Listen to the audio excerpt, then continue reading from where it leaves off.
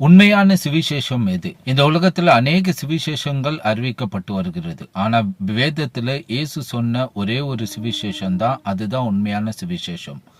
லூக்கா 16ஆம் அதிகாரம் 16வது வசனத்துல இயேசு சொல்றாரு, யோவான் ஸ்நானகன் காலம் வரைக்கும் தான் கட்டளைகளும் தீர்க்க தரிசனங்களும் இருந்துச்சு. அது முதல் தேவனுடைய ராஜ்யம் சுவிசேஷமாய் பிரசங்கிக்கப்படுகிறது என்று அவர் சொன்னார்.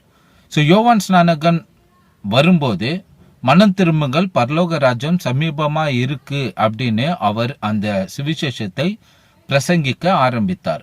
யோவான் ஸ்நானகன் காவலில் வைக்கப்பட்ட பிறகு இயேசு அந்த சுவிசேஷத்தை பிரசங்கிக்க ஆரம்பித்தார்.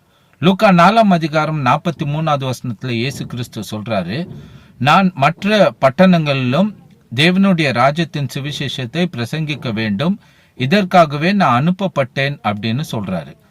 12 சீஷர்களை இவரு ஊழியத்துக்கு அனுப்பும் போது இயேசு கிறிஸ்து அந்த இடத்துல அந்த 12 சீஷருக்கு சொல்லி அனுப்புது என்னன்னா, நீங்க போய் தேவனுடைய ராஜ்யத்தை பிரசங்கிங்க அப்படின்னு சொல்லி. மறுபடியும் 70 பேர் அவர் அனுப்புகையில் அவர் அதே தான் சொல்றாரு, தேவனுடைய ராஜ்யத்தை குறித்து பிரசங்கம் பண்ண அப்படின்னு சொல்லிட்டு.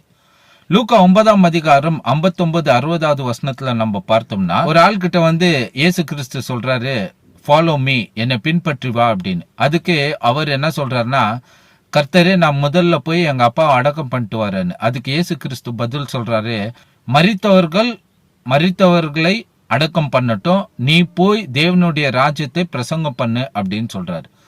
இயேசு கிறிஸ்து சொன்ன ஒரே ஒரு சுவிசேஷம் தேவனுடைய ராஜ்யத்தின் சுவிசேஷம் தான்.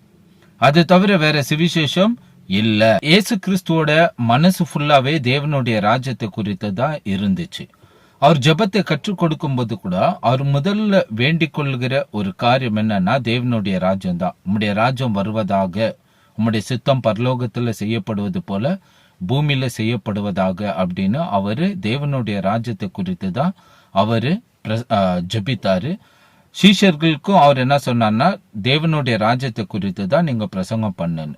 இந்த காலகட்டத்துல தேவனுடைய ராஜ்யம்னா என்னன்னு சிலருக்கு தெரியல. இது ஒரு வேதனையான ஒரு காரியம். ஏன்னா சபைகள்ல தேவனுடைய ராஜ்யத்தை குறித்து அதிகமா பிரசங்கிக்கப்படுவதில்லை. இந்த காலம் கடைசி காலம், தேவனுடைய ராஜ்யத்தை குறித்து பிரசங்கிக்க வேண்டும். ஏன்னா மேத்யூ 24:14 இயேசு கிறிஸ்து சொல்றாரு, ராஜ்யத்தினுடைய இந்த சுவிசேஷம் பூலோகம் எங்கும் சாட்சியாக பிரசங்கிக்கப்படும், அப்பொழுது முடிவு வரும்.